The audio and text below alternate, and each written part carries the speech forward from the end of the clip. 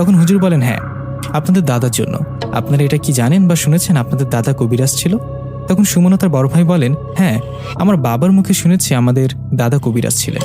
ওদের কথায় রহমত হুজুর বলেন, হ্যাঁ, আপনাদের কবিরাজ দাদার একটা ভুল কাজের জন্য এখন আপনাদের পরিবারের ওপর মরিয়ম পরীর অভিশাপ লাগছে। হুজুরের কথায় সবাই বলেন, হুজুর আমাদের সব ঘটনা খুলে বলেন তো। তখন হুজুর সবাইকে বলতে শুরু করে। সবার কথায় হুজুর বলতে শুরু করলেন। হুজুর বললেন, আপনাদের দাদা ওনার নাম কি? তখন সুমন বললেন, দাদার নাম ছিল জলিল। তখন রহমত হুজুর বললেন, আপনাদের জলিল দাদা যখন যুবক তখন উনি কবিরাজ ছিলেন না, অন্য সব সাধারণ ছেলে সাধারণ মানুষের মতো ছিলেন। জলিল দাদার একজন ভালো বন্ধু ছিল। ওনার নাম কি তোমরা জানো? তখন সুমনের ভাই বলল, হ্যাঁ, ওনার নাম করিম। আমার দাদা জলিল ও করিম দাদা ভালো বন্ধু ছিলেন, এটা নাকি গ্রামের সবাই জানতো। দুজনে যেখানে যেতেন একসাথে যেতেন, দুজনকে ঘিরে অনেকের স্মৃতি জড়িয়ে আছে। বাবা বলতো ওদের দুজনের কথা আমি ছোটবেলায় শুনতাম। সুমনের বড় ভাইয়ের মুখে কথাটা শুনে হুজুর বললেন, হ্যাঁ, তোমরা ঠিকই শুনেছ, ওরা দুজন খুব ভালো বন্ধু, আড্ডা দেয়া, খেলাধুলা করা, হাট বাজার সবকিছুই করতে একসাথে। আগেরকার যুগে মানুষজন রাস্তাঘাট এতটা উন্নত ছিল না, বেশিরভাগ সময় মানুষেরা হেঁটে হেঁটে চলাফেরা করত। একদিন পাশের 2 গ্রাম পরের গ্রামে যাত্রাপালা বসে।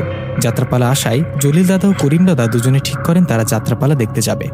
কথা মতো দুজনে তাই করে। বিকাল বেলায় দুজনে রেডি হয়ে চলে যায় যাত্রা দেখতে। সেখানে যাবার পর যাত্রাপালা দেখতে দেখতে বেশ রাত হয়ে যায়। তখনকার সময় রাত 8টা-9টা মানে অনেক রাত।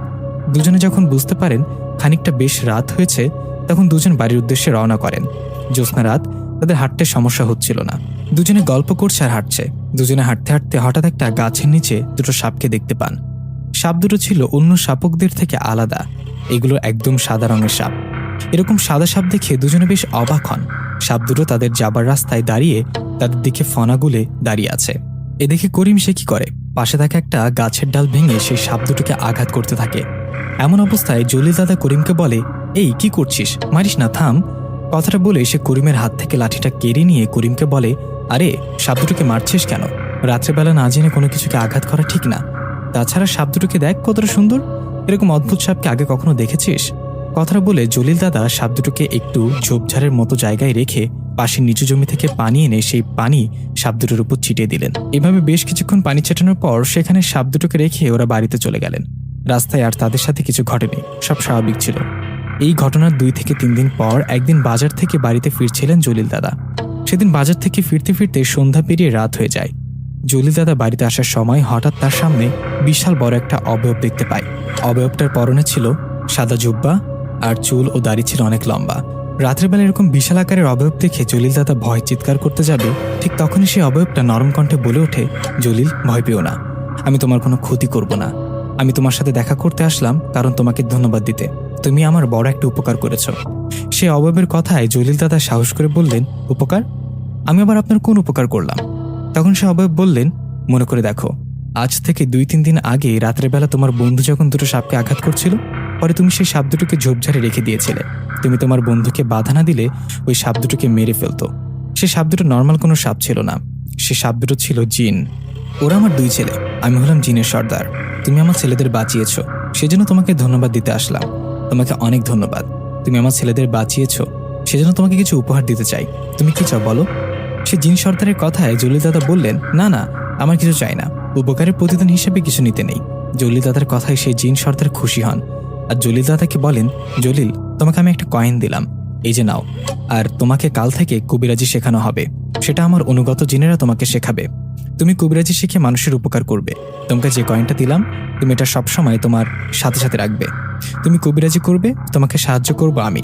তুমি শুধু জিনপরি ধরা কারো বাড়িতে যাবে, বাকি যা করার লাগে আমি করব। তবে হ্যাঁ, আমার কথা তুমি কাউকে বলতে পারবে না।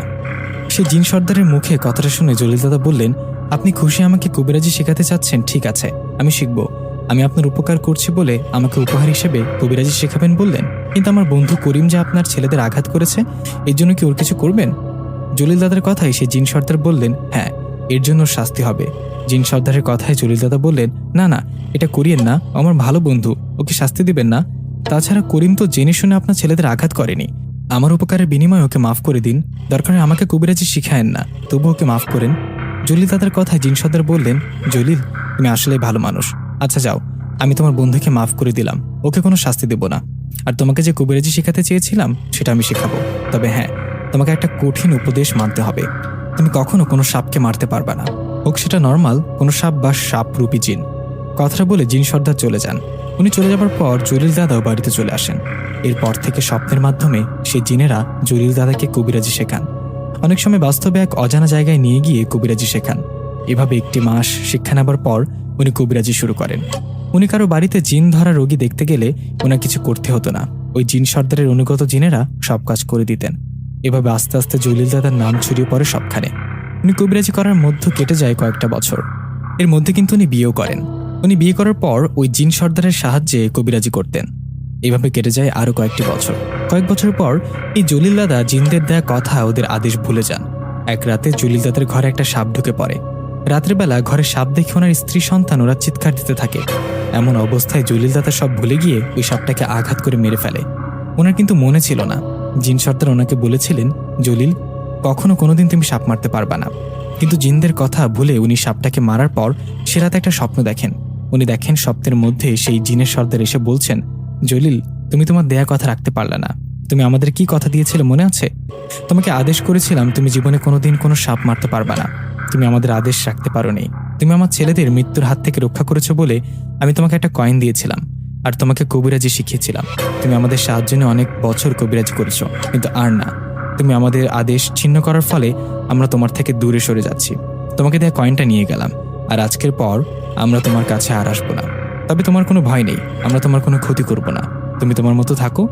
আমার ছেলেদের জীবন বাঁচানোর জন্য শেষবারের মতো তোমাকে ধন্যবাদ। এই কথাটা বলে স্বপ্নের মধ্যে সেই জিন সর্দার চলে যান। উনি চলে যাওয়ার পর জলিল দাদার ঘুম ভেঙে যায়। ওনার ঘুম ভেঙে যেতে উনি বুঝতে পারেন উনি জীবনের বড় ভুলটাই করলেন। জিন সর্দার এসব বলার পর ওনার মনে পড়ে যায়, আরে ঠিকই তো, ওনারা তো আমাকে বলেছিলেন যে আমি যেন কোনো সাপকে না মারি। আমি তো ভুলে গিয়েছিলাম, কেন যে সাপটা মারলাম। কথাটা বলে উনি আফসোস করতে থাকে। এদিকে মাঝরাতে ঘুম ভেঙে যায় ওনার স্ত্রী। উঠে ওনাকে বলে,